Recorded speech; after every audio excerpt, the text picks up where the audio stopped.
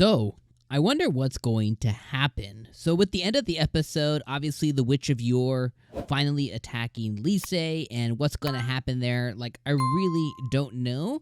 Obviously, even Kobayashi and Endo were affected by it as well, as they were very surprised at the chain of events that happened that I think all spurred when the Witch of Yore attacked way earlier than what she was supposed to. And really, when I'm thinking about this whole situation, you would think that Endo and Kobayashi would be like, yeah, we kind of messed with the timeline. It's natural that she might appear earlier.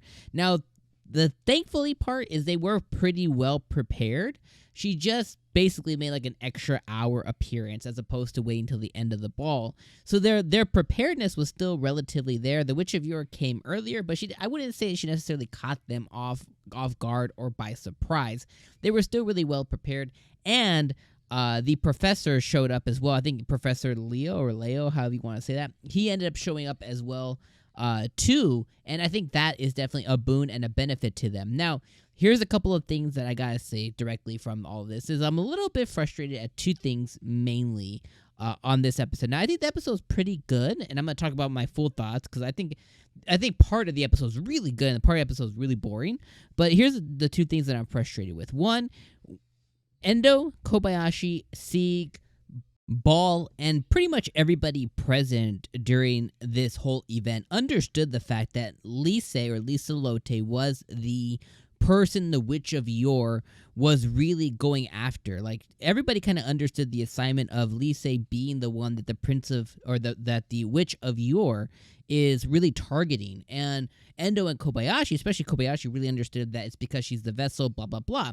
So the fact that they let her run off, now I understand they were fighting off these little bugs or whatever, but they got there relatively quick. So you're telling me out of the party of 6 or 7 folks, that are there, nobody could go and like grab her or stop her or anything? Like, really, 𝐒𝐻𝐽 could have pushed this little spider cockroach thing off of him and run to grab her. Like, everybody understood the assignment.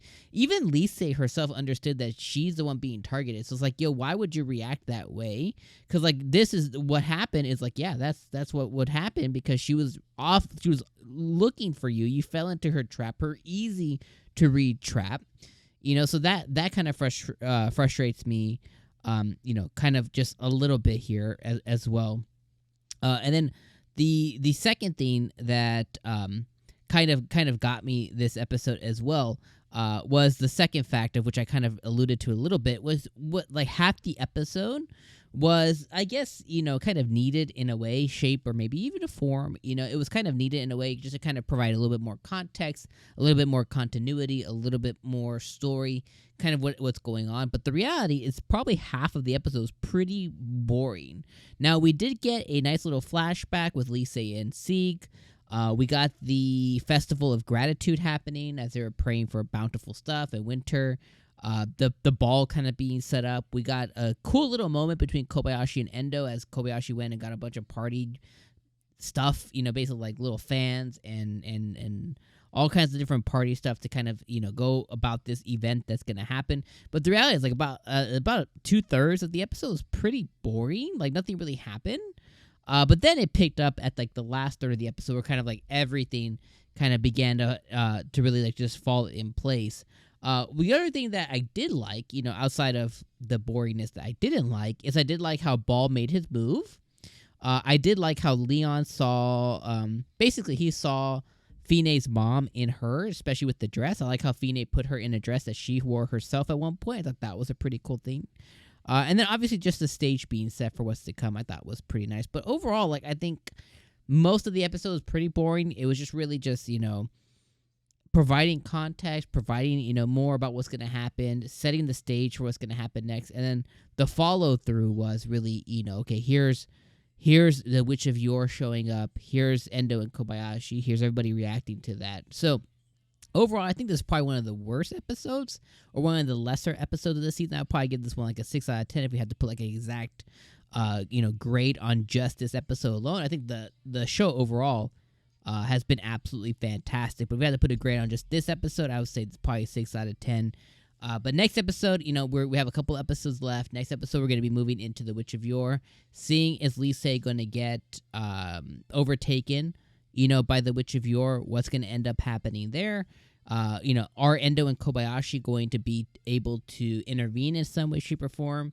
And then we have all this 𝐜𝐴N stuff where Kobayashi is very familiar with the story, the god that kind of like left and fought the witch. What's going to happen with that? The witch obviously can control the TV somehow because the TV was overtaken a little bit by evil. So, again, my prediction last time was I think that there's going to be some transcendence between real world and this world, depending what happens here. So it's like, is Kobayashi and Endo going to be able to reach into the screen and do something? It remains to be seen. But overall, an okay episode. I think it accomplished what it was trying to do. I think it could have been a little bit more exciting of an episode, but the reality is we got what we got, and I think at least it ended on a really high note, and the last third of the episode was really good. And also, I really like Fabien's and Cecil's little relationship that they have going as well. I think that was really cute. So, a decent episode. It was just good. It was just serviceable.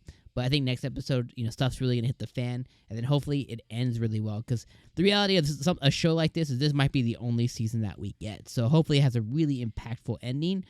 Very similar to like the Villainess anime or like the Bibliophile Princess. Hopefully this one gets a really satisfying ending. Because this might be the only season that we end up getting. But let me know what you guys thought in the comments as always. And I appreciate you guys. And I will see you guys next week for episode 11. Where we see if the Witch of Yore is going to succeed or not. All right, see you guys next week. Peace.